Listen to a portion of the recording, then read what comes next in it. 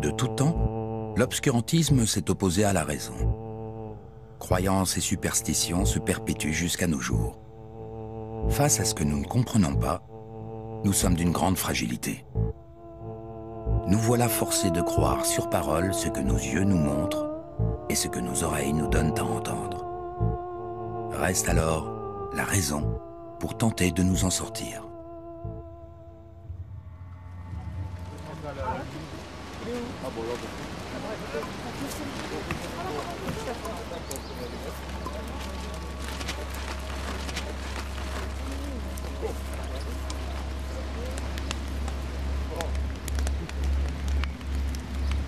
La thématique de ce soir, c'est de faire une marche sur le feu. Alors pourquoi une marche sur le feu? Le processus de la marche sur le feu, c'est un processus de changement, un processus de transformation. Vous voulez passer d'un état présent vers un état futur, un état cible. Vous avez décidé de changer quelque chose en vous. Vous apercevez que depuis quelque temps, votre vie ne fonctionne pas bien. Vous avez envie de faire des transformations. Alors justement, la marche sur le feu, c'est le rendez-vous avec vous-même. Le feu est là pour réveiller le feu sacré qui est en vous. Et ce soir, justement, ce moment de traversée du feu, c'est aussi bien trouver en soi cette force, cette envie de se dépasser.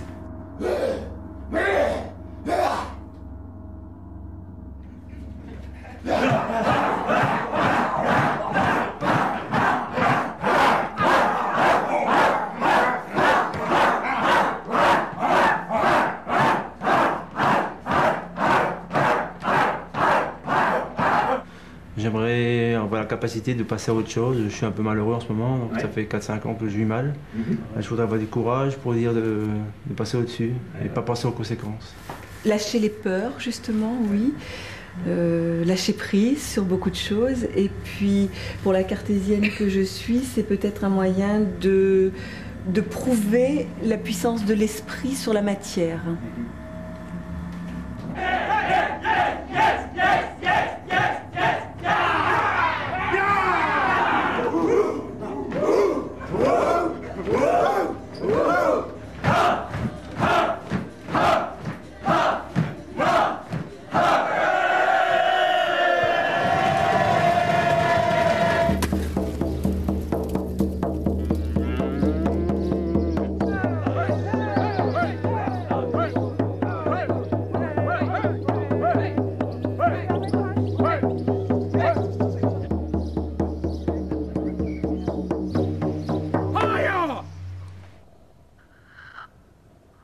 Henri Brock est physicien, professeur à l'université de Nice. Richard Monvoisin est chercheur, enseignant à l'université de Grenoble. Contrairement à ce qu'on pense généralement, les charbons de bois sur lesquels on fait la marche, ont une mauvaise capacité calorifique et une mauvaise conductivité thermique. On va prendre un exemple, l'exemple que je prends avec mes étudiants. On prend un poulet, on met le poulet dans un plat et on met le plat au four. On laisse chauffer, tout est à 200 degrés dans le four, 200 degrés Celsius. Et pourtant, personne n'a peur, quand on a ouvert le four, de mettre la main dans l'air du four. Pourtant, c'est de l'air à 200 degrés, on ne se brûle pas. C'est de l'air à 200 degrés, on ne se brûle pas. On touche le poulet, qui est à 200 degrés, c'est un petit peu chaud. On touche le plat métallique, ou les parois du four, toujours à 200 degrés, comme l'air, mais là, par contre, on se brûle. Pourquoi? Parce que la capacité calorifique de l'air est très très faible, c'est un quasi isolant. Donc c'est ça qui explique que la marche sur le feu est faisable, c'est que quand le marcheur pose son pied, le pied va monter à une température plus faible que ce que les charbons ont perdu en différence. Pourquoi? Parce que la capacité calorifique du pied, beaucoup d'eau, hein, pas mal d'eau, 60-70% d'eau, eh bien, est beaucoup plus forte que la capacité calorifique des charbons. On utilise souvent la marche sur le feu comme étant une preuve d'un travail sur soi assez approfondi, notamment dans des stages. On nous propose des stages où on nous dit que si on développe certaines capacités, une certaine énergie, eh ben on pourra arriver à faire ça comme si c'était une prouesse complètement incommensurable. En fait, ça demande du courage et c'est là où se loge un peu le début de l'escroquerie intellectuelle, quoi. On nous dit, mais c'est grâce à votre travail sur vous, votre travail profond, votre réflexion, votre introspection que vous avez réussi à faire ça qui était, soi-disant, paranormal. Alors c'est absolument pas paranormal.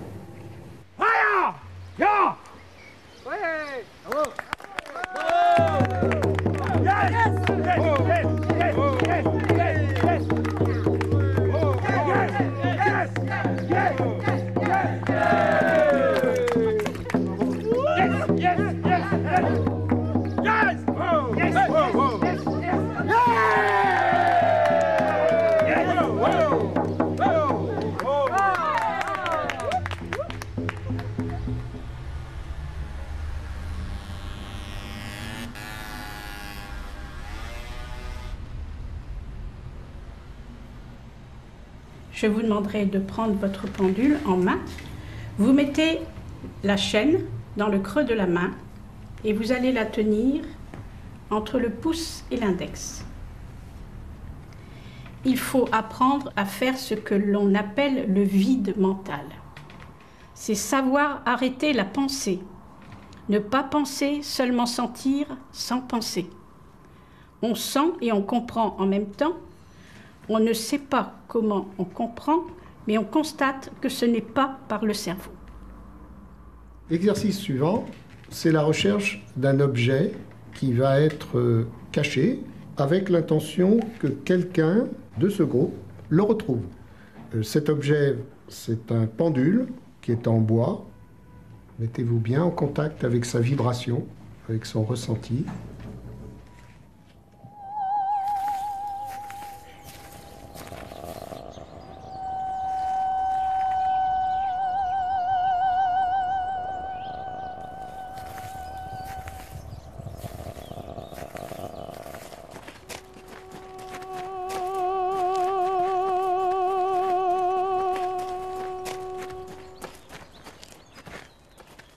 Bien, nous allons essayer de trouver la zone à peu près précise où se trouve cet objet.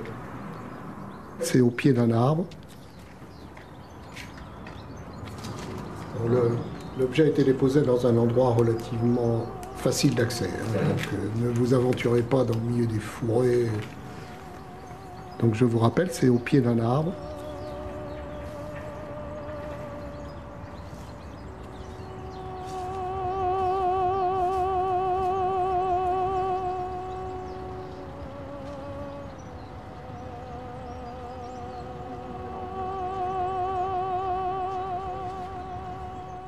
Alors souvent on nous parle du mécanisme d'auto-persuasion pour les personnes qui font de la radiesthésie, du spiritisme, de la sorcellerie. Sorcellerie ou radiesthésie, c'est très très voisin.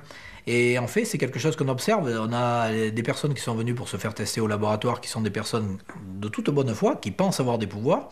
Et comment elles se sont persuadées qu'elles ont des pouvoirs? Eh bien elles ont fait des expériences. Et puis elles disent, ben voilà, j'ai eu 98% de résultats positifs, ce que nous disait un sourcier qu'on a testé ici sur le campus Sciences. Et il se trouve que quand on discute un peu, eh bien on s'aperçoit que c'est un processus, finalement, oui, d'auto-persuasion, parce que la personne, qu'est-ce qu'elle a fait? Elle a fait des expériences, et elle ne retient finalement que les expériences qui ont été positives. Si vous donnez un pendule à un groupe de gens, et que vous leur dites, regardez, si vous prenez ce pendule, et que la réponse est oui, vous allez voir, ça tourne dans le sens des aiguilles d'une montre. Et puis vous prenez un autre groupe, vous leur dites exactement la même chose, mais vous dites que le pendule il tourne dans l'autre sens. Et bien la plupart des gens vont valider cette affirmation. C'est-à-dire ils vont faire un test, ils vont poser une question, ils vont voir, ah oui tiens c'est vrai, ça tourne dans le sens des aiguilles d'une montre. Et dans l'autre groupe ils vont dire exactement l'inverse. En fait on ne se rend pas compte, on crée nous-mêmes des mouvements comme ça qui vont parfois aller dans le sens de ce qu'on voudrait obtenir.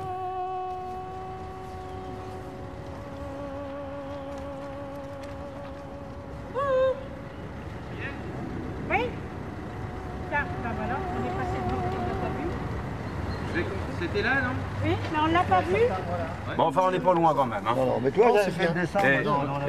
Bah, la zone est importante, donc on a bien ciblé déjà. Bien ciblé, hein. Ça fait pas beaucoup. Si on cherche un corps dans un fourré, on l'aurait trouvé. Ça, c'est quand même difficile parce que c'est un tout petit objet. Voilà, c'est ça. En plus, c'est en bois parmi le bois. Voilà. Hein? Et voilà l'objet du délit. Mais il est vraiment petit, l'objet du délit.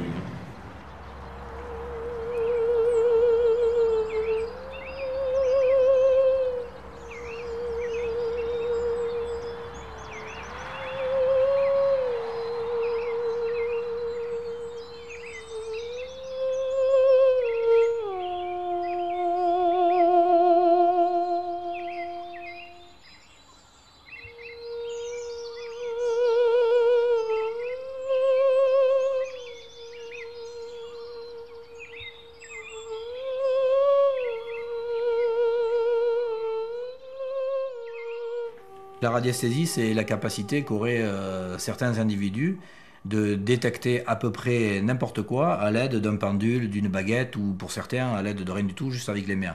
L'hypothèse qu'il y a derrière, c'est de dire les objets, la matière émet un rayonnement qui pourrait être capté par certaines personnes. Et donc les gens se sont souvent focalisés sur l'eau, à savoir l'eau émettrait un type d'onde spéciale, donc les ondes radiesthésiques, que le sourcier pourrait capter. Et donc il se servirait d'un instrument, un pendule par exemple, ou des baguettes de détection, uniquement comme support, un peu comme une voyante va se servir, je sais pas, du marc de café, d'une boule de cristal ou des tarots. Ce qui est intéressant pour un radiesthésiste, c'est le mental. Vous comprenez bien que lorsque on mesure de l'eau, on ne tient pas d'eau en référence au niveau de ses mains. Donc la convention mentale est quelque chose d'extrêmement important pour le radiesthésiste. Là, pour la recherche de l'eau, on a une chance idéale, c'est qu'on a un petit cours d'eau à proximité. Donc ce que je vais faire, c'est que je vais dans un premier temps me référencer par rapport à l'eau. C'est-à-dire, je me cale par rapport à l'élément eau.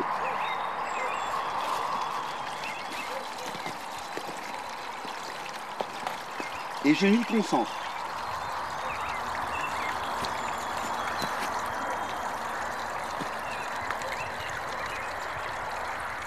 Quand on discute avec des puisatiers, des personnes dont c'est le métier de faire des puits et de trouver de l'eau, alors ils nous expliquent que souvent ils font appel à des sourciers parce que pour les clients souvent préfèrent, ils aiment bien voir un sourcier passer ou un truc comme ça, mais qu'eux à côté ils font passer le sourcier, mais ils regardent, ils ont la carte, c'est les hydrogéologues, si le sourcier a dit ici que la carte indique plutôt ici, ils creusent plutôt là où indique la carte. Hein.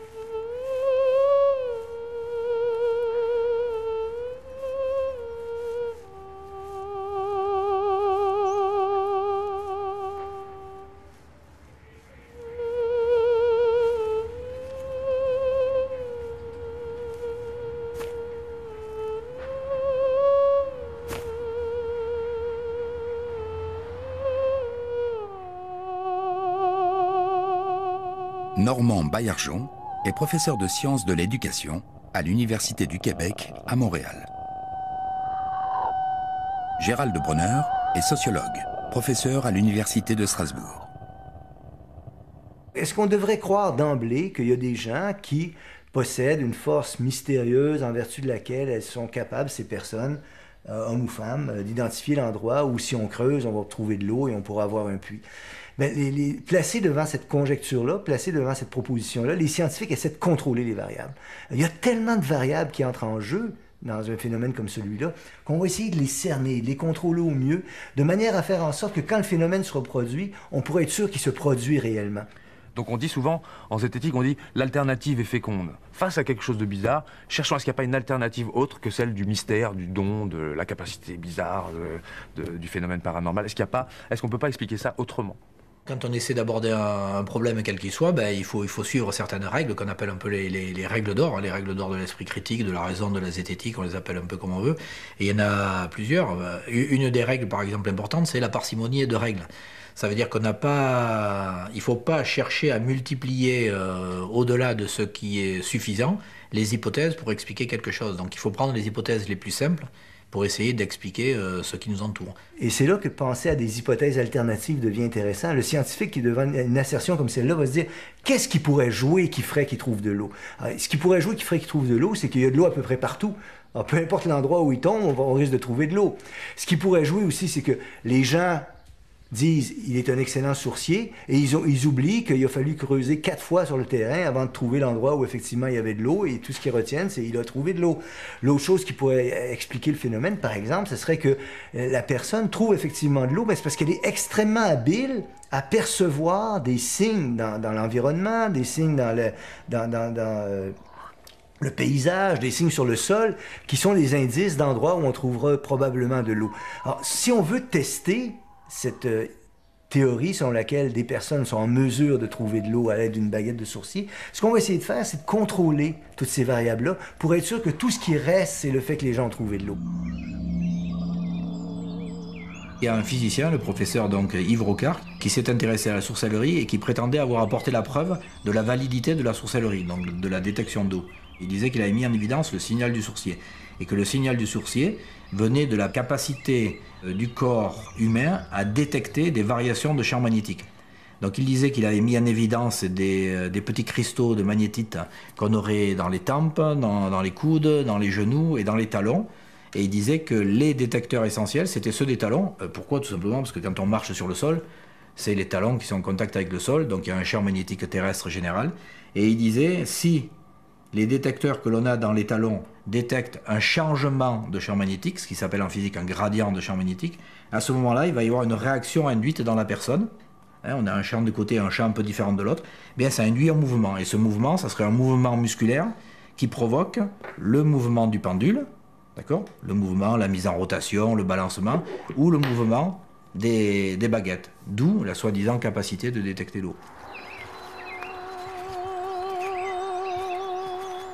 Donc là, je commence à avoir un signal maximum. Bon, c'est vrai que là, les baguettes s'agitent un petit peu parce que je ne peux pas contrôler complètement leur mouvement. C'est normal, hein, je ne suis pas en contact avec. Donc là, c'est vraiment mon corps qui réagit.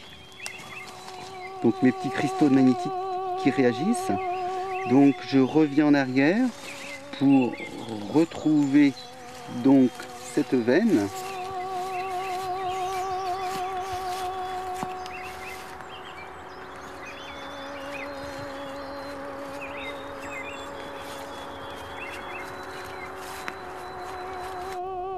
D'où l'idée du professeur Rocard de faire une semelle qu'il a appelée la semelle magnétique. Donc la personne se met les pieds directement là-dessus. Ensuite, on va faire passer avec une petite pile, on met le courant, et donc ça crée un champ magnétique. Et la personne tient un pendule en main, et il disait au bout d'un moment, quand on met le champ magnétique, ça va induire par les capteurs magnétiques du talon, ça va induire des mouvements musculaires qui vont faire que le pendule va se mettre à tourner. Et en fait, quand on fait l'expérience, on s'aperçoit que l'homme n'est pas sensible à ces gradients de champ magnétique. Que l'on mette le champ magnétique ou qu'on ne le mette pas, le pendule se met quand même à tourner. Ce qui veut dire que c'est exactement ce que donne le hasard, à savoir que le pendule se met en rotation, mais il va le faire aussi bien quand on appuie que quand on n'appuie pas.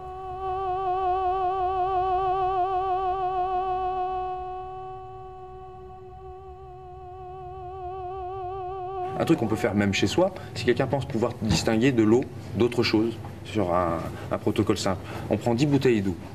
On prend 10 bouteilles d'eau, dont 9 sont remplies par autre chose que de l'eau.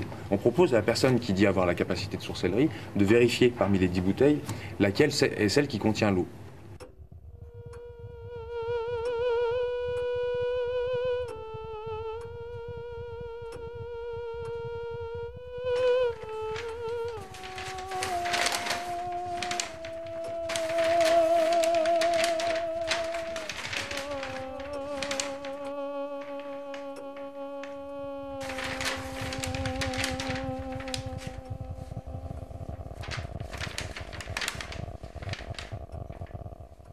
Nous allons procéder donc à une série de tests. Donc vous voyez devant vous, vous avez donc 10 échantillons.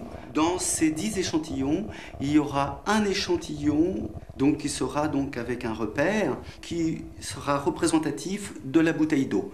Donc avec mes baguettes actuelles, baguettes de ma propre création, baguettes qui sont sensibles à l'eau, je vais donc essayer de localiser durant ces tests où se trouve la bouteille d'eau.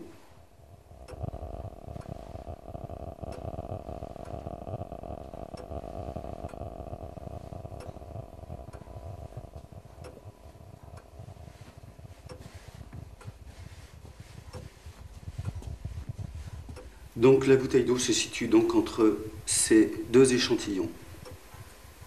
Donc l'échantillon d'eau se trouve entre ces deux bouteilles-là. Donc la bouteille d'eau se situe dans les deux bouteilles de droite, à ma droite. Donc je localise entre les deux bouteilles, les deux échantillons qui sont là. Donc je lirai donc entre ces deux bouteilles-là.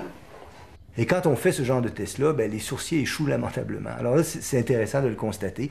Et c'est une des premières, la première façon par laquelle la science entretient un rapport critique avec le réel en contrôlant des variables de manière à pouvoir affirmer ou infirmer certaines idées. Le hasard, il peut tout vous donner. On peut même avoir un gamin qui vient, qui n'a aucun don de sourcier, et puis qui fait ça 15 fois, et 15 fois, il tombera sur la bonne bouteille. Mais la probabilité est très, très, très petite. Mais elle est non nulle. Donc il faut tester les résultats du sourcier par rapport aux résultats, au pluriel, aux résultats que donne le hasard. Donc si on nous pose la question, est-ce que les sourciers trouvent de l'eau? La réponse est oui. Est-ce que les sourciers trouvent de l'eau plus que la moyenne? La réponse est oui, un peu.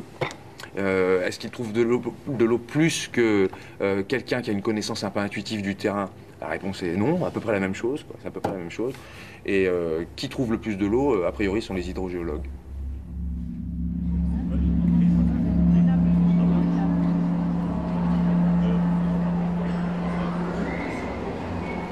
Bienvenue au Salon de la Voyance. Les stands des séances de voyance sont ouverts jusqu'à 20h. Les distributeurs de billets sont disponibles à côté de la porte d'entrée. Eva, elle est pas là. Eva, une avec des longs cheveux, là.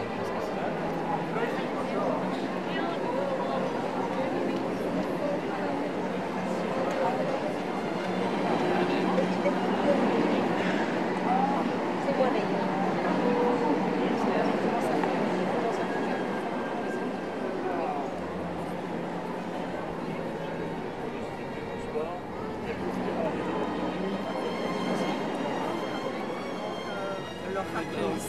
Mais il a vraiment la réussite dessus, et même ce qui le peine pour actuellement, il a la réussite. Donc sur ce qu'il désire, c'est quelqu'un qui obtient toujours ce qu'il veut. Sa femme laisse beaucoup aussi, hein.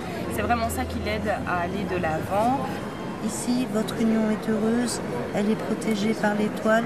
Grâce à ce voyage, vous allez pouvoir un petit peu souffler et aller de l'avant. Comme je vous disais, le côté matériel, vous ne risquez rien, il y a une grande stabilité.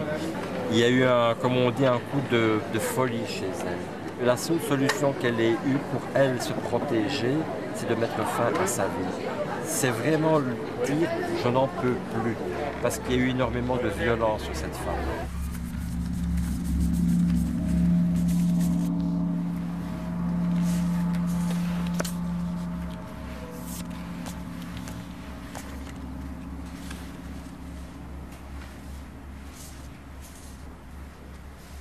Le cold reading, ou la lecture à froid, c'est un art qui est pratiqué parfois consciemment, très consciemment, et parfois moins consciemment, voire inconsciemment, par des personnes qui savent donner à ceux à qui ils s'adressent l'illusion que ce qu'ils disent sur ces personnes-là leur correspond tout à fait, par toute une série de mécanismes extrêmement subtils, comme par exemple le fait de lancer des propositions plus ou moins vagues en attendant la confirmation par le sujet auquel on s'adresse, le fait de connaître, d'avoir en soi, dans sa conscience, une série d'informations dont le degré de probabilité est tel qu'en les lançant à ces personnes, les personnes vont réagir en croyant que ça s'adresse effectivement à eux. Les gens qui pratiquent le cold reading, qui est l'art qui prend des formes que je viens de décrire, sont en mesure de faire croire à certaines personnes qu'ils sont capables de lire dans leur passé et de prédire leur avenir ou de dire sur elles des choses que personne ne connaît mais qu'elles ont réussi à percer en vertu du pouvoir qu'elles posséderaient. Il y a un sceptique américain qui s'appelle Michael Shermer qui l'a appris en quelques heures et qui l'a mis en application tout de suite avec un certain nombre de personnes. Et les personnes sortaient de là convaincues qu'il avait véritablement un talent, ce qui est assez extraordinaire quand même. Ce qui veut dire qu'il y a là-dedans quelques recettes de base qu'on est capable d'utiliser, comme par exemple, on le devine tous d'emblée, que ce qui préoccupe les gens sont des choses comme la santé, l'argent, l'amour. Alors lorsque vous êtes un diseur de bonne aventure ou une diseuse de bonne aventure, aborder ces sujets-là, ce sont des paris pas trop risqués, parce que c'est vers ça que les questions vont aller. Alors, quelle est votre question, je vous prie? Ma question, c'est par rapport à un déménagement. Oui. Donc là, effectivement, vous êtes actuellement sur une nouvelle position, parce qu'on voit qu'il y a un changement, effectivement, qui doit être organisé, mais c'est quelque chose que vous redoutez en même temps. En tout cas, pour vous, l'année 2012 sera une année de changement, de transformation, parce que là, vous avez besoin d'un changement, je dirais, radical. Ah oui, oui, c'est ce que j'allais vous dire. Exactement, c'est une renaissance. Voilà. On voit qu'on cible plusieurs départements, plusieurs arrondissements plutôt. Par contre, l'appartement qui vous sera octroyé, je pense que c'est tout près d'un point d'eau, parce qu'on voit une situation d'eau. Ah bon? Et ça peut être effectivement au niveau d'une fontaine, il y a quelque chose, en tout cas, il y a un endroit touristique avec de l'eau. D'accord. Je vois pas des travaux non plus excessifs, mais vu que c'est le côté ancien, vous allez le remettre entre guillemets à votre goût, chose qui est un peu logique, mais ça peut être des petits ravalements de façade, des choses comme ça, au niveau des murs, au niveau de la cuisine surtout, je pense. Ah oui? Enfin, j'ai tout ce qui sort au niveau de la cuisine. D'accord. D'ailleurs, ça serait bien un peu des couleurs vives pour vous aussi. Essayez d'un petit peu égayer tout ça. Soyez plus, entre guillemets, je dis pas que vous ne l'êtes pas, mais soyez plus positive. Ah oui, oui. Oui, bah, je suis un peu négative, Voilà. effectivement. Stéphane Ballotti est prestidigitateur. Tiens, écoute, on n'a qu'à essayer là, c'est ouvert si tu veux.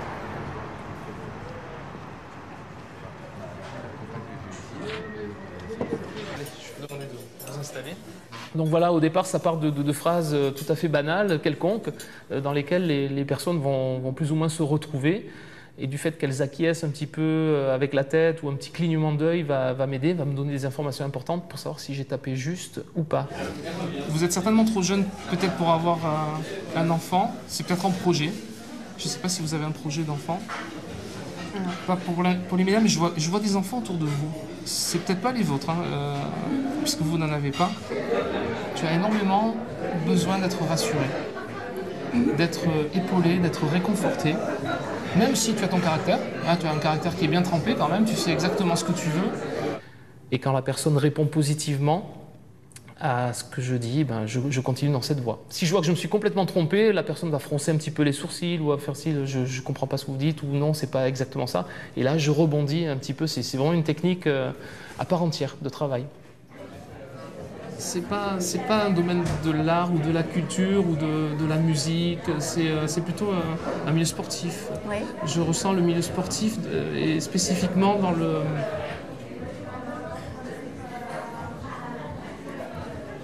Oh, j'ai des images de... Ça n'a rien à voir, vraiment rien à voir. J'ai des images de courses, de voitures, de rallye ou... Oui, c'est ça. Vous travaillez dans ce milieu-là, oui. De l'automobile. Oui. On utilise là, dans ce cas une technique qui s'appelle aussi l'effet Forer, du nom de son inventeur, c'est-à-dire que je vais commencer à parler avec ces personnes qui étaient, je précise, volontaires pour mener cette expérience. Je commence à annoncer des faits, mais d'une façon relativement creuse. Je lance des phrases du style je vois une blessure dans votre enfance. Alors ça veut dire tout et rien. Qui n'a pas eu une blessure physique lorsqu'il était enfant? Il est peut-être tombé de vélo, il est tombé dans une piscine. Ça peut être une blessure psychique aussi. Et ça, c'est la personne qui est en face de moi qui va me répondre, non pas par le langage verbal, mais le langage corporel. Chez cette dame, là, j'ai vu que lorsque je lui ai parlé de blessures de son enfance, elle a eu l'œil qui s'est rempli un petit peu, qui est devenu un peu plus brillant, donc j'ai senti que c'était un point douloureux. Mais c'est pas votre père. Je ne sais pas si vos parents sont toujours vivants d'ailleurs, mais je ne veux pas savoir. Mais il y a un souci avec votre mère important. Je pense qu'il y a eu un abandon de la part de votre mère. Alors je ne sais pas si l'abandon est physique ou psychologique, mais il y a eu, les deux. Il y a eu une fuite en tout cas, quelque part. Ah ouais. J'ai demandé à la personne en face de moi de poser ses mains sur les miennes. Donc j'ai institué une sorte de petit protocole de mise en place, de scénario un petit peu mystique. Mais moi, ça m'a donné déjà 2 informations importantes sur elle, à savoir qu'elle n'avait pas d'alliance. Donc ça voulait déjà dire quand même au niveau couple qu'il y avait quelque chose qui s'était passé. Donc j'ai tout de suite pensé à une rupture. Donc j'ai joué sur le fait de la rupture ou d'une brisure dans sa vie. Et plus tard, il y a un deuxième abandon qui n'est pas de votre fait. En fait. Je crois que c'est un rapport avec votre vie sentimentale. Et ensuite, j'avais remarqué que c'était une femme vraiment bien entretenue au niveau esthétique, bien coiffée, bien sur elle, mais elle avait des petites traces sous les ongles qui indiquaient que cette femme aimait beaucoup le jardinage ou la terre. Donc je suis parti sur le côté attirance de la nature. Je pense qu'avec ton ami, puisque je vois que tu n'es pas marié, là il n'y a pas besoin d'être voyant pour voir que tu n'as pas d'alliance, vous entreprenez un voyage que vous commencez déjà à préparer là, maintenant. Oui. Ensuite, j'ai tenté le coup de dire mais c'est pas un voyage qui se fait en Europe, c'est un voyage qui se fera plutôt outre-Atlantique. Mais là, j'y suis vraiment allé au pif. Et comme une fois de plus, elle a acquiescé, donc pour moi, la destination des jeunes de 20-25 ans, c'est essentiellement les États-Unis ou voire même l'Amérique du Nord avec le Canada. Donc là, je lui ai dit, au début, je me suis trompé, et c'est là que j'ai rectifié le tir. Je lui ai dit, je vous vois partir tous les deux dans un pays chaud. Par contre, c'est au chaud. Ça, c'est un voyage plutôt traversé de l'Atlantique et vers le nord. Tout à fait. D'accord. Et là, elle a froncé un petit peu les sourcils. Donc de suite, j'avais compris que le pays chaud, c'était pas la bonne voie. Donc j'ai rectifié avec l'Amérique du Nord. C'est ça? C'est vrai, c'est fou. C'est ça. C'est exactement ça. Ok. Je pense que si j'ouvrais un cabinet de voyance demain, ça fonctionnerait à 200%, en utilisant strictement la même technique. Mais la consultation durerait beaucoup plus longtemps, ce serait dans un endroit beaucoup plus intime, et j'aurais largement de quoi puiser des informations pendant 1 heure de discussion avec la personne. Prenons par exemple quelqu'un qui croit au pouvoir de voyance d'une cartomancienne ou d'un astrologue, au pouvoir de prédiction. Il va aller consulter en effet un cartomancien, et le cartomancien va lui faire, disons, une 50aine de prédictions dans la séance. Et encore une fois, à cause de la négligence d'attaque d'échantillons, son esprit va focaliser sur celles d'entre elles qui vont se révéler être plus ou moins vraies 1 an, 2 ans ou 3 ans après ses prédictions. Et en plus, il va avoir tendance à mémoriser justement ces informations et à oublier, tout à fait sincèrement, c'est-à-dire sans chercher à manipuler ou mentir, à oublier celles qui n'ont pas fonctionné. Prenons l'exemple de l'accident de voiture, par exemple. Si on vous fait une voyance, si on vous dit faites attention, vous risquez d'avoir un accident de voiture. Vous avez 2 possibilités. Soit vous y prenez garde, quoi, vous dites ah ouais, tiens, bon, je suis prévenu, je vais faire attention. Soit vous n'y pensez pas. Si vous faites gaffe et que vous avez effectivement un accident de voiture, vous dites ah ben, il avait raison le voyant. Il m'avait prévenu, puis j'ai eu un accident de voiture. Si vous avez fait gaffe et puis qu'il ne se passe rien, vous dites ah ben, il a bien fait de me prévenir. Puisque comme ça ne m'est pas arrivé. Donc il avait raison le voyant. Donc on a validé les 2 comme étant bonnes, quoi, comme extrémité d'arbre du possible. Et de l'autre côté, si vous avez oublié et que vous avez effectivement un accident de voiture, vous dites bon sang, mais c'est bien sûr, il m'avait prévenu. Et on valide encore que c'est bon. Et le dernier cas qui reste, c'est que vous avez oublié, puis vous arrive rien, ben on s'en rappelle pas. Je pense qu'un certain nombre sont sans doute des manipulateurs, etc. Mais je crois que l'immense majorité d'entre eux sont sincères. Et eux-mêmes vont avoir tendance à mémoriser les séances où ils ont fait preuve de brio quant à leur capacité prédictive. Je crois qu'il y a une forme de sincérité dans cette croyance-là aussi.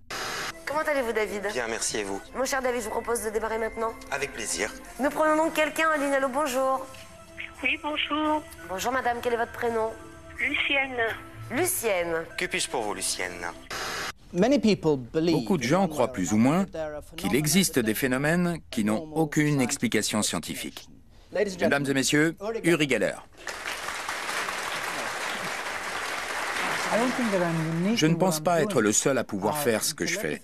En tout cas, en ce qui concerne la télépathie, c'est sûr. Tordre les objets, je ne sais pas. J'ignore si beaucoup de télépathes peuvent exercer dans les conditions d'une expérience scientifique. Moi, j'ai la chance de pouvoir le faire. Pouvez-vous tenir cette fourchette?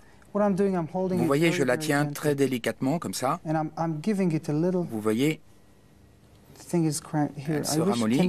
Est-ce que la caméra peut zoomer, s'il vous plaît? Vous voyez comme elle... C'est comme du plastique. Puis-je la tenir 1 seconde? Vous voyez, elle se fissure. Elle est devenue comme du plastique.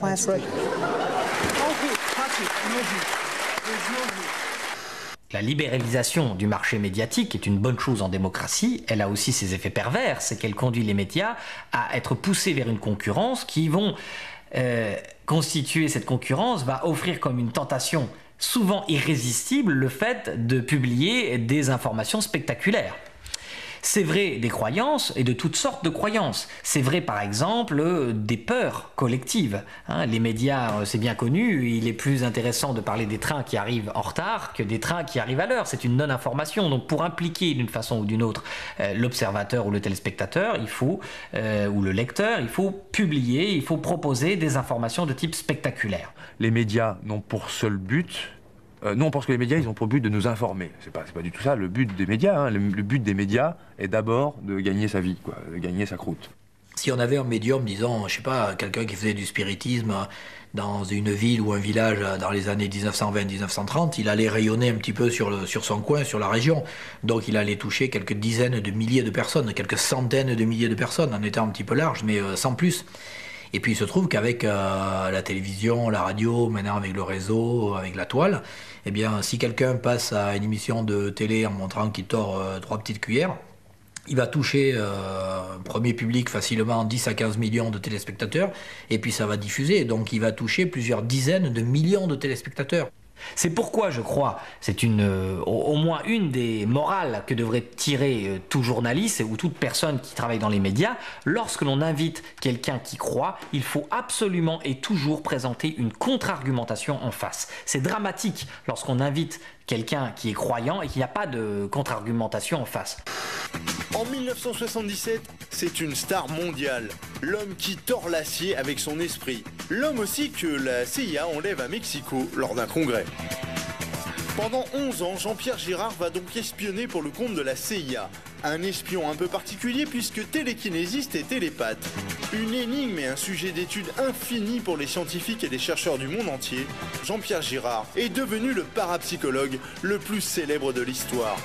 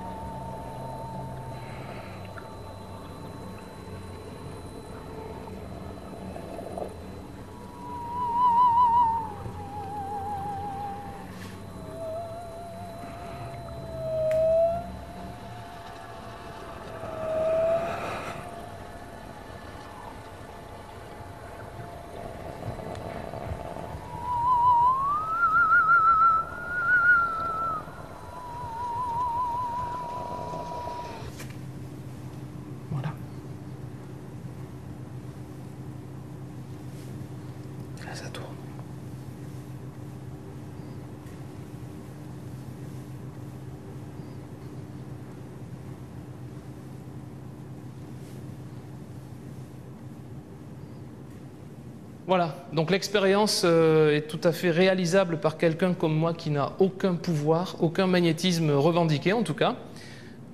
Et il suffit d'avoir un simple petit aimant dissimulé sous le pantalon ou collé sur la cuisse ou le genou. Donc je pense que si on conserve l'hypothèse d'un trucage avec un petit aimant, n'importe qui peut avoir des dons de magnétisme à ce moment-là. Je crois que tout le monde a ce pouvoir, mais chez moi il est plus puissant que chez les autres.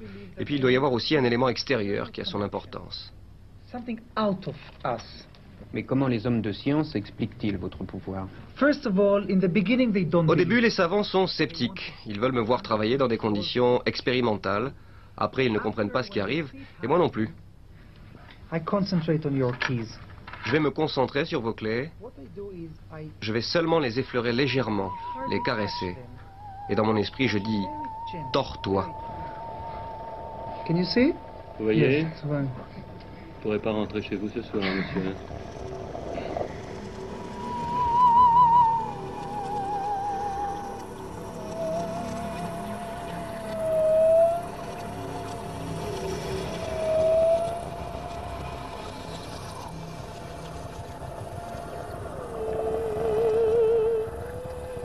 L'élément déclencheur qu'on pense est à l'origine des phénomènes que je produis se situerait après un accident, un coup de foudre plus exactement. peut-être ce choc pourrait favoriser une libération de la conscience et une synergie, là aussi, entre guillemets, entre tous les étages du cerveau pour avoir une ouverture particulière, spécifique, pour produire ces phénomènes.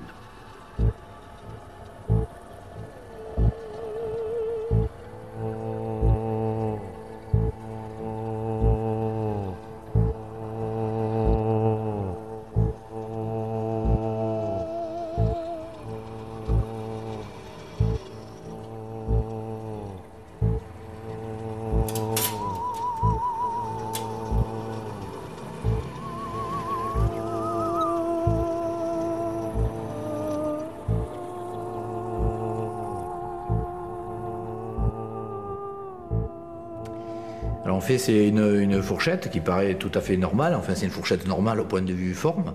C'est-à-dire qu'on peut manger avec, hein, on peut vraiment s'en servir. Mais par contre, le métal avec lequel elle est faite, c'est un métal particulier, c'est du nitinol. Nitinol, ça veut dire nickel et titane. C'est un alliage de nickel et de titane qui a la particularité de pouvoir conserver en mémoire une forme qu'on lui a imposée. Et ça peut être utilisé pour faire croire à des dons de psychokinèse. Psychokinèse, c'est le pouvoir de l'esprit sur la matière. Donc, on met un objet, on se concentre un petit peu, comme je faisais tout à l'heure, on tient dans la main, etc. Et soi-disant, par le pouvoir de son esprit, le pouvoir qui serait donc au bout de ses doigts, on arrive à faire tordre l'objet, etc. Et en réalité, là, c'est une application, disons, de la physique.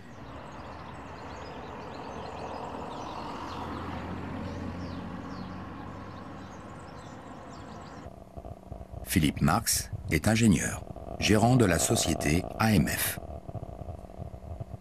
Il faut savoir que 95% des utilisations du nitinol dans le monde, c'est le domaine médical. Et dans ces 95%, en plus, c'est plutôt la superlasticité qui est utilisée en cathétérisme. Après, il y a quelques applications de mémoire de forme, comme l'agrafe d'ostéosynthèse. C'est une agrafe qui va se placer dans la main ou dans le pied pour des chirurgies correctives, mais osseuses, puisque c'est de l'ostéosynthèse. Donc l'avantage, c'est, on va dire, c'est une agrafe qui se ferme sans agrafeuse, toute seule, rien qu'avec la chaleur du corps humain. Alors comment ça s'explique, disons, au point de vue structure atomique, en quelque sorte?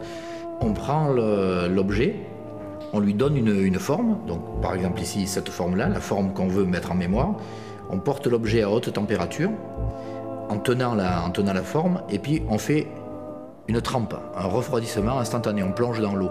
Donc après, quand l'objet est froid, on peut le tordre, lui mettre la forme qu'on veut, et quand on augmentera sa température, par exemple tout simplement en le tenant dans la main, avec la chaleur de la main, ou la chaleur, je sais pas, sèche-cheveux, ce qu'on veut, hein, le chauffer, ou de l'eau chaude, eh bien l'objet retrouvera la forme de la phase mère, qui elle est unique, et retrouvera tout le temps sa forme.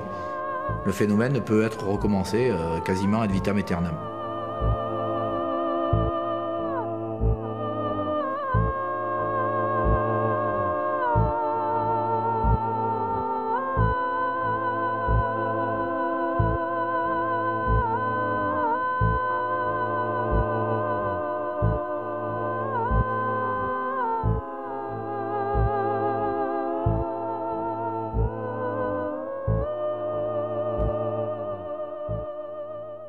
C'est amusant d'essayer de démonter des mécanismes de croyance. C'est amusant de voir comment certaines personnes ou certaines institutions sont en mesure de nous tromper, de nous avoir et de démonter le mécanisme par lequel on s'est fait tromper.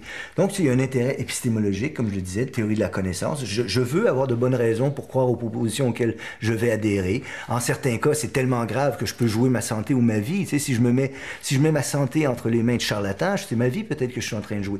Donc, c'est toujours, c'est pas toujours aussi grave, mais c'est toujours, il me semble-t-il, une vertu épistémique que de croire à des propositions pour de bonnes raisons. La croyance, je le disais, a des ressources cognitives. Elle est fondée toujours sur un socle d'arguments qui semble très convaincant, à condition de ne pas avoir de contre-argumentation en face. C'est précisément ce que l'on trouve dans les milieux de croyants qui se fréquentent entre eux, des milieux qui vont avoir tendance à se radicaliser, ce qu'on appelle la focalisation des groupes. Plus on discute entre nous, plus il va y avoir une surenchère d'arguments et disons, de conviction, de crédulité.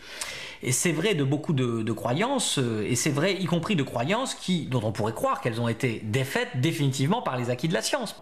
Le fait de savoir beaucoup de choses n'entraîne pas nécessairement le développement de la pensée critique. On voit par exemple que des gens disposent de certaines connaissances et tout se passe comme si ils passaient pas à l'étape de les mettre en application ou de les mettre en œuvre. Et peut-être qu'un des facteurs d'explication, c'est qu'on n'insiste pas en éducation suffisamment sur le développement de la pensée critique. Tous ces outils-là sont des outils absolument remarquables pour passer derrière le paravent des idées reçues sur les questions sociales, et politiques ou économiques. Et ce serait non seulement une forme de réflexe d'autodéfense mentale que de le faire, mais aussi un devoir moral. Nous aurions, en tant que citoyens de démocratie, le devoir de douter de la vérité officielle et même de démontrer qu'elle est fausse lorsque c'est le cas.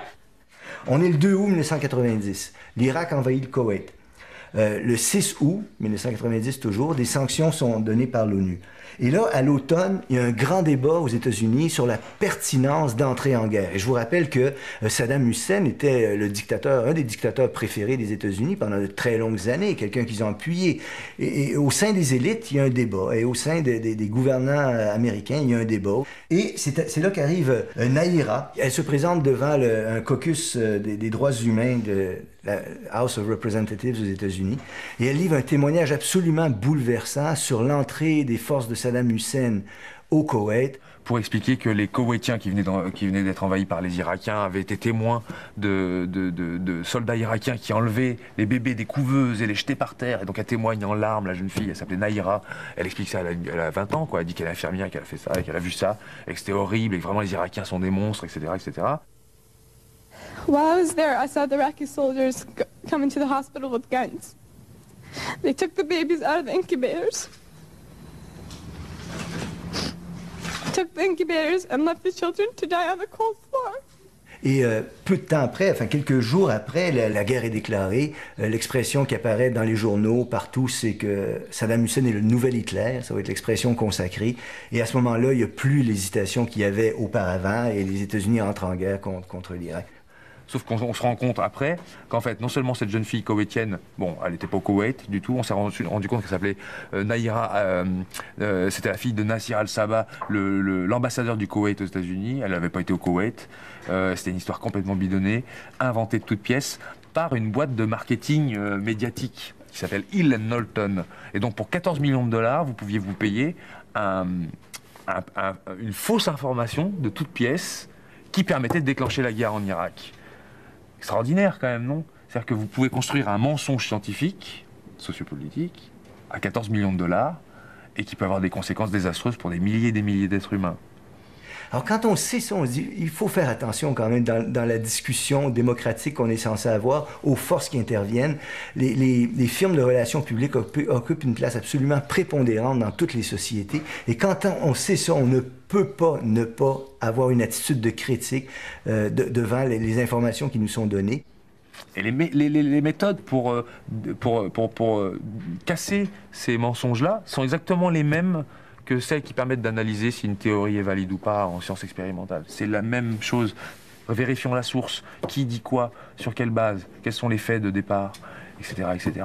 Je pense que la pensée critique a un rôle à jouer là aussi, c'est-à-dire elle devrait d'abord nous mettre en garde contre la représentation du monde qui est donnée dans les grands médias, nous inciter à aller lire ailleurs et nous amener à adopter des stratégies critiques devant les productions médiatiques usuelles, toutes les productions médiatiques, mais souvent aussi devant celles qu'on nous représente la plupart du temps.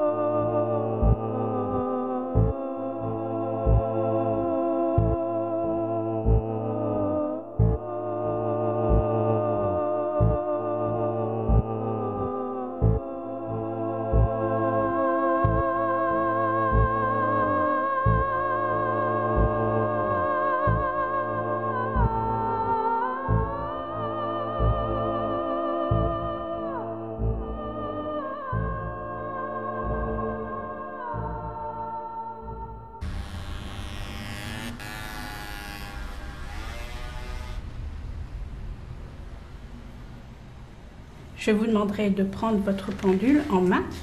Vous mettez la chaîne dans le creux de la main et vous allez la tenir entre le pouce et l'index. Il faut apprendre à faire ce que l'on appelle le vide mental. C'est savoir arrêter la pensée. Ne pas penser, seulement sentir sans penser. On sent et on comprend en même temps. On ne sait pas comment on comprend, mais on constate que ce n'est pas par le cerveau. L'exercice suivant, c'est la recherche d'un objet qui va être caché avec l'intention que quelqu'un de ce groupe le retrouve. Cet objet, c'est un pendule qui est en bois. Mettez-vous bien en contact avec sa vibration, avec son ressenti.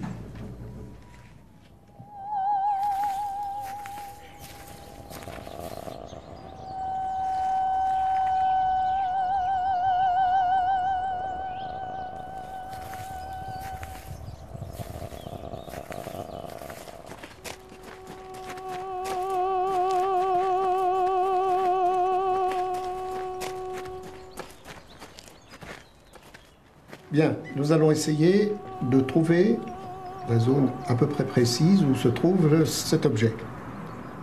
C'est au pied d'un arbre. L'objet a été déposé dans un endroit relativement facile d'accès. Donc ne vous aventurez pas dans le milieu des fourrés. Donc je vous rappelle, c'est au pied d'un arbre.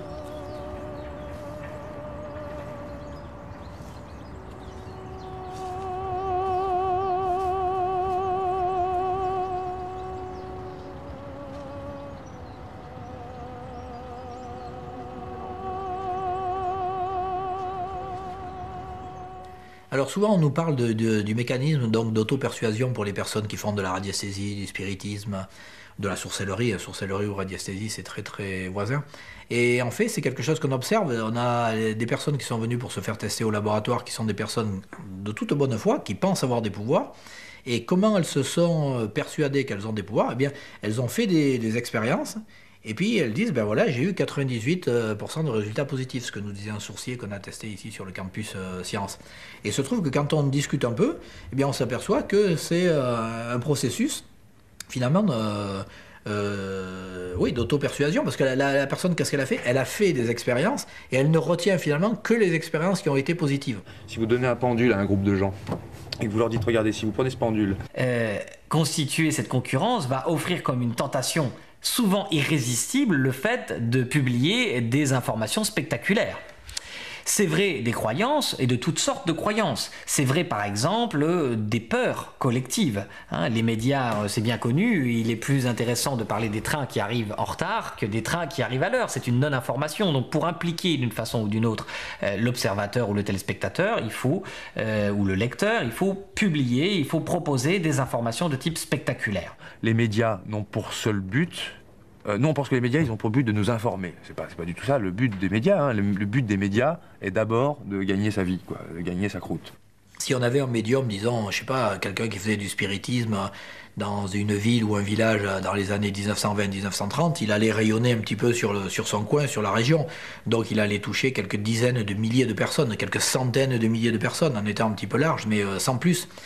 Et puis il se trouve qu'avec la télévision, la radio, maintenant avec le réseau, avec la toile, eh bien si quelqu'un passe à une émission de télé en montrant qu'il tord 3 petites cuillères, il va toucher un premier public facilement 10 à 15 millions de téléspectateurs, et puis ça va diffuser, donc il va toucher plusieurs dizaines de millions de téléspectateurs. C'est pourquoi je crois, c'est au moins une des morales que devrait tirer tout journaliste ou toute personne qui travaille dans les médias. Lorsque l'on invite quelqu'un qui croit, il faut absolument et toujours présenter une contre-argumentation en face. C'est dramatique lorsqu'on invite quelqu'un qui est croyant et qu'il n'y a pas de contre-argumentation en face. En 1977, c'est une star mondiale. L'homme qui tord l'acier avec son esprit. L'homme aussi que la CIA enlève à Mexico lors d'un congrès. Pendant 11 ans, Jean-Pierre Girard va donc espionner pour le compte de la CIA. Un espion un peu particulier puisque télékinésiste et télépathe. Une énigme et un sujet d'étude infini pour les scientifiques et les chercheurs du monde entier, Jean-Pierre Girard est devenu le parapsychologue le plus célèbre de l'histoire.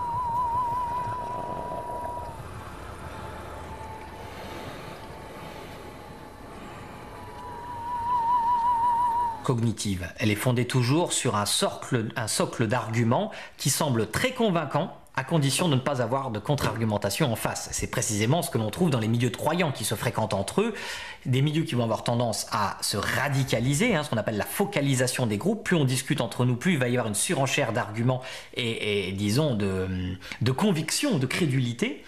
Et c'est vrai de beaucoup de croyances, et c'est vrai y compris de croyances dont on pourrait croire qu'elles ont été défaites définitivement par les acquis de la science. Le fait de savoir beaucoup de choses n'entraîne pas nécessairement le développement de la pensée critique. On voit par exemple que des gens disposent de certaines connaissances et tout se passe comme si ils passaient pas à l'étape de les mettre en application ou de les mettre en œuvre. Et peut-être qu'un des facteurs d'explication, c'est qu'on n'insiste pas en éducation suffisamment sur le développement de la pensée critique. Tous ces outils-là sont des outils absolument remarquables pour passer derrière le paravent des idées reçues sur les questions sociales et politiques ou économiques.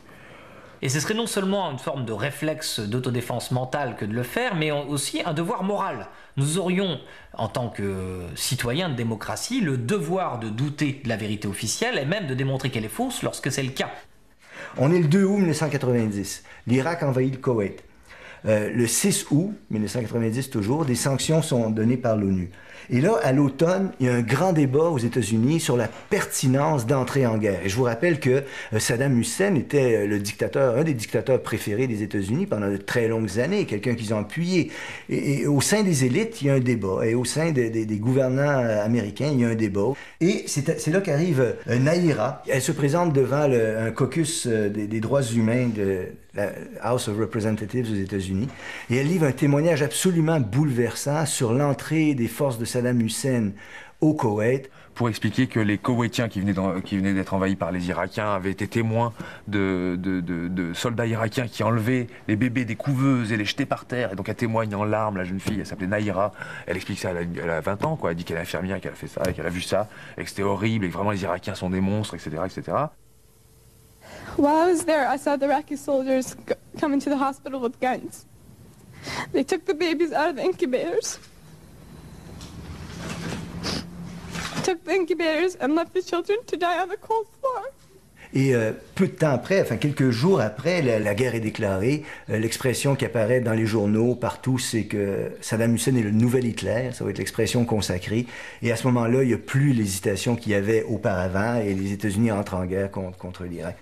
Sauf qu'on se rend compte après qu'en fait, non seulement cette jeune fille koweïtienne, bon, elle n'était pas au Koweït du tout, on s'est rendu compte qu'elle s'appelait Naïra, c'était la fille de Nasir al-Sio. Avec son ressenti.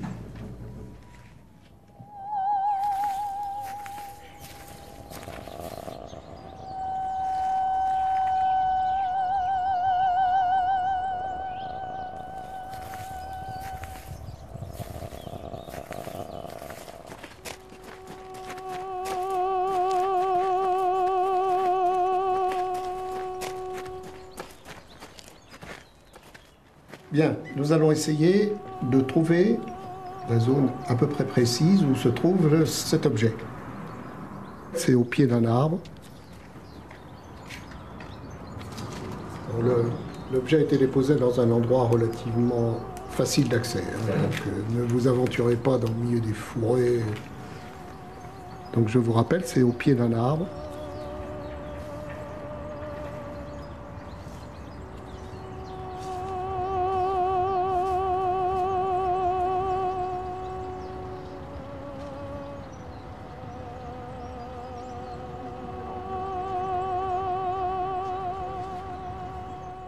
Alors souvent on nous parle du mécanisme d'auto-persuasion pour les personnes qui font de la radiesthésie, du spiritisme, de la sorcellerie. Sorcellerie ou radiesthésie, c'est très très voisin. Et en fait, c'est quelque chose qu'on observe. On a des personnes qui sont venues pour se faire tester au laboratoire, qui sont des personnes de toute bonne foi, qui pensent avoir des pouvoirs. Et comment elles se sont persuadées qu'elles ont des pouvoirs? Eh bien, elles ont fait des expériences. Et puis elles disent, ben voilà, j'ai eu 98% de résultats positifs, ce que nous disait un sourcier qu'on a testé ici sur le campus Sciences. Et il se trouve que quand on discute un peu, eh bien on s'aperçoit que c'est un processus finalement oui, d'auto-persuasion, parce que la personne, qu'est-ce qu'elle a fait? Elle a fait des expériences et elle ne retient finalement que les expériences qui ont été positives. Si vous donnez un pendule à un groupe de gens et que vous leur dites, regardez, si vous prenez ce pendule et que la réponse est oui, vous allez voir, ça tourne dans le sens des aiguilles d'une montre.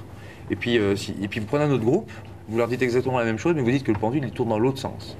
Et bien, la plupart des gens vont valider cette affirmation. C'est-à-dire, ils vont faire un test, ils vont poser une question, ils vont voir, ah oui, tiens, c'est vrai, ça tourne dans le sens des aiguilles d'une montre. Et dans l'autre groupe, ils vont dire exactement l'inverse. En fait, on ne se rend pas compte, on crée nous-mêmes des mouvements comme ça qui vont parfois aller dans le sens de ce qu'on voudrait obtenir.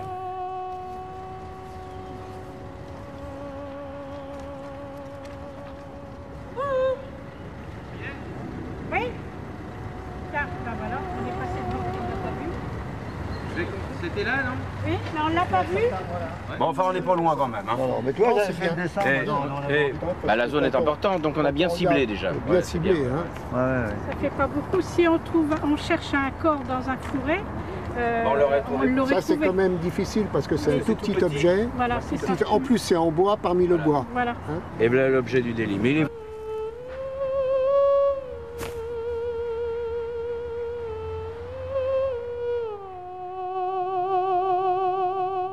Normand Baillargeon est professeur de sciences de l'éducation à l'Université du Québec à Montréal. Gérald Bronner est sociologue, professeur à l'Université de Strasbourg. Est-ce qu'on devrait croire d'emblée qu'il y a des gens qui possèdent une force mystérieuse en vertu de laquelle elles sont capables, ces personnes, hommes ou femmes, d'identifier l'endroit où si on creuse, on va trouver de l'eau et on pourra avoir un puits? Ben, placés devant cette conjecture-là, placés devant cette proposition-là, les scientifiques essaient de contrôler les variables. Il y a tellement de variables qui entrent en jeu dans un phénomène comme celui-là, qu'on va essayer de les cerner, de les contrôler au mieux, de manière à faire en sorte que quand le phénomène se reproduit, on pourrait être sûr qu'il se produit réellement. Donc on dit souvent, en zététique, on dit l'alternative est féconde. Face à quelque chose de bizarre, cherchons à ce qu'il n'y a pas une alternative autre que celle du mystère, du don, de la capacité bizarre, du phénomène paranormal. Est-ce qu'on ne peut pas expliquer ça autrement? Quand on essaie d'aborder un problème quel qu'il soit, ben, il faut suivre certaines règles qu'on appelle un peu les règles d'or, hein, les règles d'or de l'esprit critique, de la raison, de la zététique, on les appelle un peu comme on veut. Et il y en a plusieurs. Une des règles, par exemple, importante, c'est la parcimonie de règles. Ça veut dire il ne faut pas chercher à multiplier au-delà de ce qui est suffisant les hypothèses pour expliquer quelque chose. Donc il faut prendre les hypothèses les plus simples pour essayer d'expliquer ce qui nous entoure. Et c'est là que penser à des hypothèses alternatives devient intéressant. Le scientifique qui devant une assertion comme celle-là va se dire qu'est-ce qui pourrait jouer qui ferait qu'il trouve de l'eau? Ce qui pourrait jouer qui ferait qu'il trouve de l'eau, c'est qu'il y a de l'eau à peu près partout. Alors, peu importe l'endroit où il tombe, on risque de trouver de l'eau. Ce qui pourrait jouer aussi, c'est que les gens disent il est un excellent sourcier et ils oublient qu'il a fallu creuser 4 fois sur le terrain avant de trouver l'endroit où effectivement il y avait de l'eau et tout ce qu'ils retiennent c'est qu'il a trouvé de l'eau. L'autre chose qui pourrait expliquer le phénomène par exemple ce serait que la personne trouve effectivement de l'eau mais c'est parce qu'elle est extrêmement habile à percevoir des signes dans l'environnement, des signes dans le paysage, des signes sur le sol qui sont les indices d'endroits où on trouvera probablement de l'eau. Alors si on veut tester cette théorie selon laquelle des personnes sont en mesure de trouver de l'eau à l'aide d'une baguette de sourcier, ce qu'on va essayer de faire, c'est de contrôler toutes ces variables-là pour être sûr que tout ce qui reste, c'est le fait que les gens ont trouvé de l'eau. Il y a un physicien, le professeur donc Yves Rocard, qui s'est intéressé à la sorcellerie et qui prétendait avoir apporté la preuve de la validité de la sorcellerie, donc de la détection d'eau. Il disait qu'il avait mis en évidence le signal du sourcier et que le signal du sourcier venait de la capacité du corps humain à détecter des variations de champ magnétique. Donc il disait qu'il avait mis en évidence des petits cristaux de magnétite qu'on aurait dans les tempes, dans les coudes, dans les genoux. Le métal particulier, c'est du nitinol. Nitinol, ça veut dire nickel et titane. C'est un alliage de nickel et de titane qui a la particularité de pouvoir conserver en mémoire une forme qu'on lui a imposée.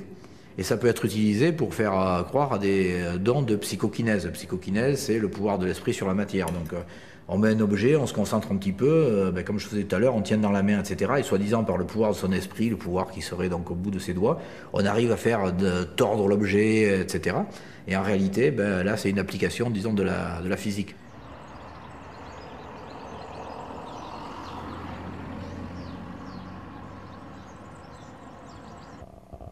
Philippe Marx est ingénieur, gérant de la société AMF. Il faut savoir que 95% des utilisations du nitinol dans le monde, c'est le domaine médical. Et dans ces 95%, en plus, c'est plutôt la superlasticité qui est utilisée en cathétérisme. Après, il y a quelques applications de mémoire de forme, comme l'agrafe d'ostéosynthèse. C'est une agrafe qui va se placer dans la main ou dans le pied pour des chirurgies correctives mais osseuses, puisque c'est de l'ostéosynthèse. Donc l'avantage, c'est, on va dire, c'est une agrafe qui se ferme sans agrafeuse, toute seule, rien qu'avec la chaleur du corps humain. Alors comment ça s'explique, disons, au point de vue structure atomique en quelque sorte? On prend l'objet, on lui donne une forme, donc par exemple ici cette forme-là, la forme qu'on veut mettre en mémoire. On porte l'objet à haute température en tenant la forme, et puis on fait une trempe, un refroidissement instantané, on plonge dans l'eau. Donc après, quand l'objet est froid, on peut le tordre, lui mettre la forme qu'on veut, et quand on augmentera sa température, par exemple tout simplement en le tenant dans la mer, avec la chaleur de la mer, ou la chaleur, je sais pas, sèche-cheveux, ce qu'on veut, hein, on le chauffer, ou de l'eau chaude, eh bien l'objet retrouvera la forme de la phase mère, qui elle est unique, et retrouvera tout le temps sa forme. Le phénomène peut être recommencé quasiment ad vitam aeternam.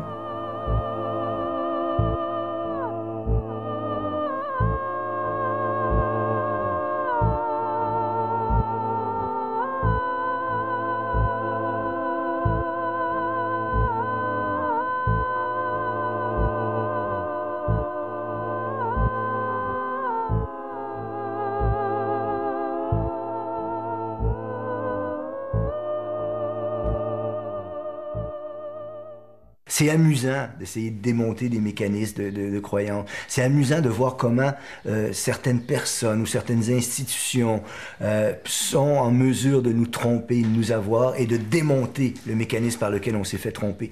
Donc, il y a un intérêt épistémologique, comme je le disais, de théorie de la connaissance. Je veux avoir de bonnes raisons pour croire aux propositions. Entre le pouce et l'index, il faut apprendre à faire ce que l'on appelle le vide mental. C'est savoir arrêter la pensée. Ne pas penser, seulement sentir, sans penser. On sent et on comprend en même temps. On ne sait pas comment on comprend, mais on constate que ce n'est pas par le cerveau. L'exercice suivant, c'est la recherche d'un objet qui va être caché avec l'intention que quelqu'un de ce groupe le retrouve. Cet objet, c'est un pendule qui est en bois. Mettez-vous bien en contact avec sa vibration, avec son ressenti.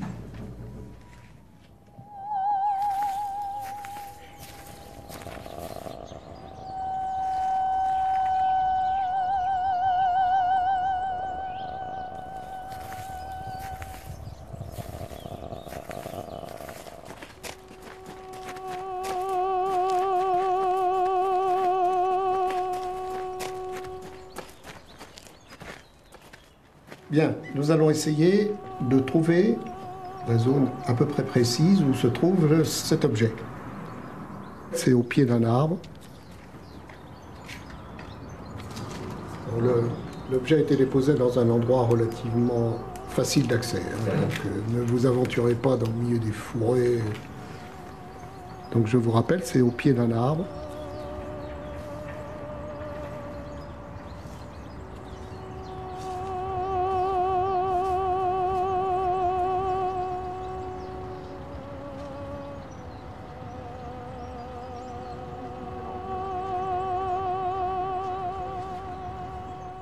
Alors souvent on nous parle du mécanisme d'auto-persuasion pour les personnes qui font de la radiesthésie, du spiritisme, de la sorcellerie. La sorcellerie ou radiesthésie, c'est très très voisin. Et en fait c'est quelque chose qu'on observe. On a des personnes qui sont venues pour se faire tester au laboratoire, qui sont des personnes de toute bonne foi, qui pensent avoir des pouvoirs.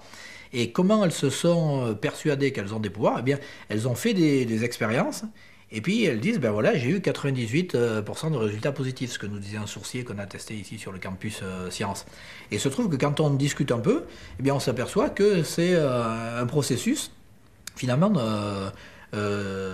oui, d'auto-persuasion, parce que la personne, qu'est-ce qu'elle a fait? Elle a fait des expériences, et elle ne retient finalement que les expériences qui ont été positives. Si vous donnez un pendule à un groupe de gens, et que vous leur dites, regardez, si vous prenez ce pendule et que la réponse est oui, vous allez voir, ça tourne dans le sens des aiguilles d'une montre.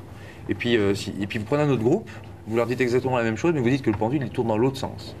Et bien, la plupart des gens vont valider cette affirmation. C'est-à-dire, ils vont faire un test, ils vont poser une question, ils vont voir, ah oui, tiens, c'est vrai, ça tourne dans le sens des aiguilles d'une montre. Et dans l'autre sens, pouvoir distinguer de l'eau d'autres choses sur un protocole simple. On prend 10 bouteilles d'eau. On prend 10 bouteilles d'eau, dont 9 sont remplies par autre chose que de l'eau. On propose à la personne qui dit avoir la capacité de sorcellerie de vérifier parmi les 10 bouteilles laquelle est celle qui contient l'eau.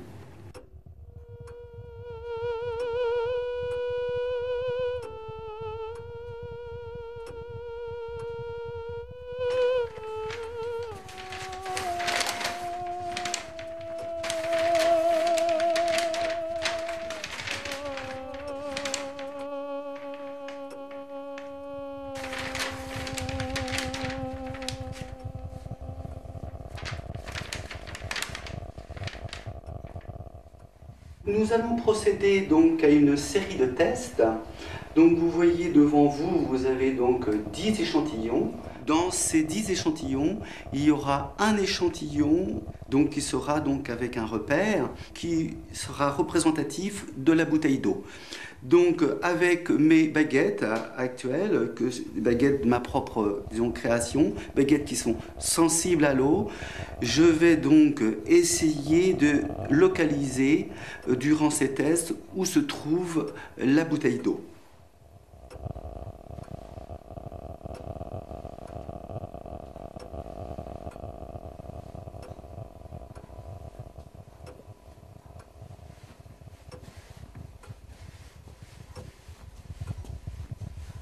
Donc la bouteille d'eau se situe donc entre ces deux échantillons. Donc l'échantillon d'eau se trouve entre ces deux bouteilles-là. Donc la bouteille d'eau se situe dans les deux bouteilles de droite, à main droite. Donc je localise entre les deux bouteilles, les deux échantillons qui sont là. Donc je dirais donc entre ces deux bouteilles-là. Et quand on fait ce genre de test-là, ben, les sourciers échouent lamentablement. Alors là, c'est intéressant de le constater. Et c'est une des premières, la première façon par laquelle la science entretient un rapport critique avec le réel en contrôlant des variables de manière à pouvoir affirmer ou infirmer certaines idées. Le hasard, il peut tout vous donner. On peut même avoir un gamin qui vient, qui n'a aucun don de sourcier, et puis qui fait ça 15 fois, et 15 fois, il tombera sur la bonne bouteille. Mais la probabilité est très, très, très petite. Mais elle est non nulle. Donc il faut tester les résultats du sourcier par rapport aux résultats, au pluriel, aux résultats que donne le hasard.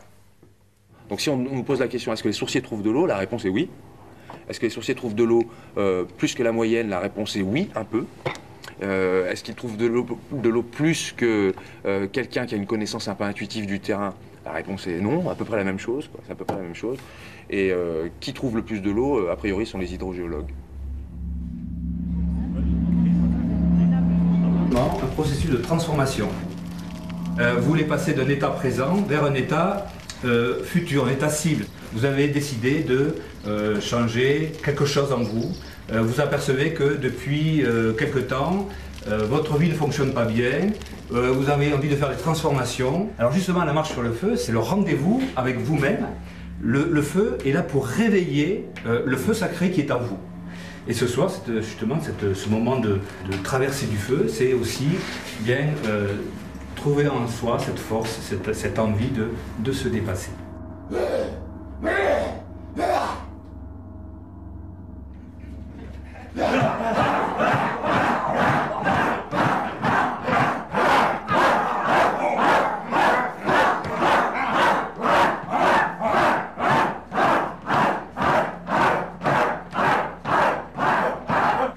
J'aimerais avoir la capacité de passer à autre chose. Je suis un peu malheureux en ce moment, donc ça fait 4-5 ans que je vis mal.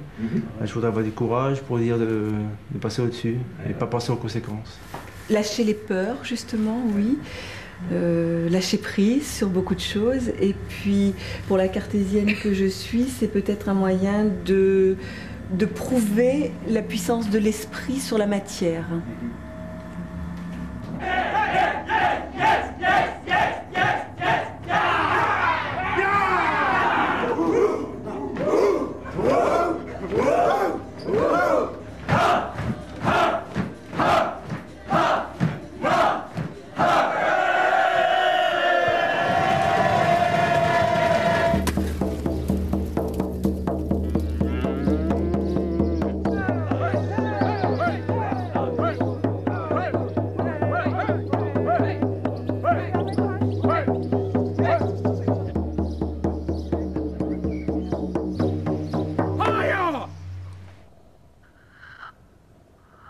Henri Brock est physicien, professeur à l'université de Nice.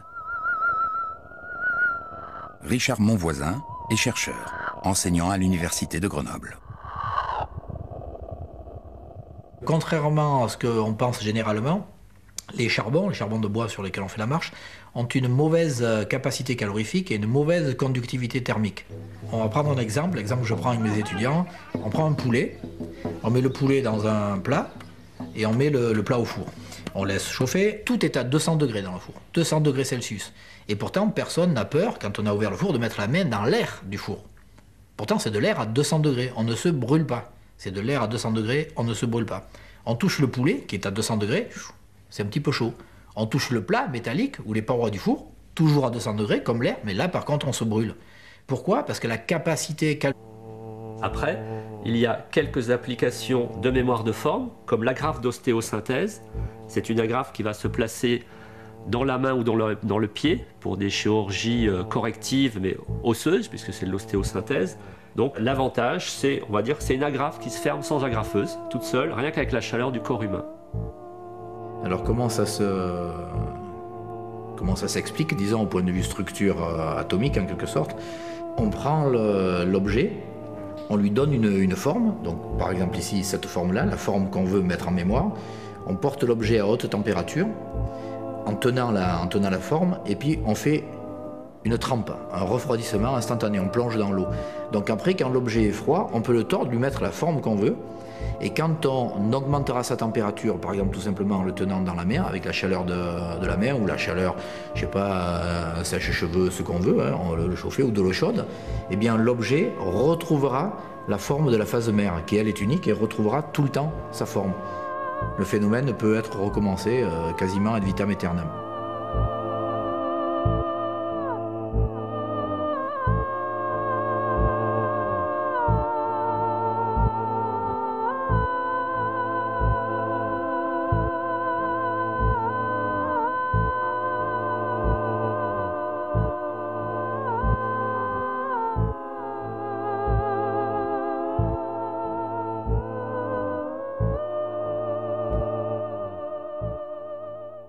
C'est amusant d'essayer de démonter des mécanismes de croyance. C'est amusant de voir comment certaines personnes ou certaines institutions sont en mesure de nous tromper, de nous avoir et de démonter le mécanisme par lequel on s'est fait tromper. Donc, il y a un intérêt épistémologique, comme je le disais, de théorie de la connaissance. Je veux avoir de bonnes raisons pour croire aux propositions auxquelles je vais adhérer. En certains cas, c'est tellement grave que je peux jouer ma santé ou ma vie. Tu sais, si je mets ma santé entre les mains de charlatans, c'est ma vie peut-être que je suis en train de jouer.